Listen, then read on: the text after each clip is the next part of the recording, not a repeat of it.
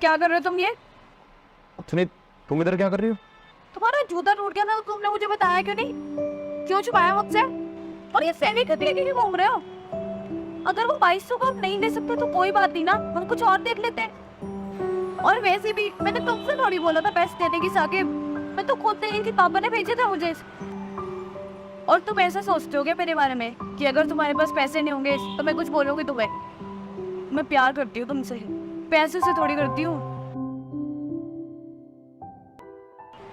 तो क्यों ऐसे अपनी जूते छोड़ के मुझे वो दिलवा रहे थे और अपनी बेइज्जती करवा रहे हो लोगों से तो मेरे लिए?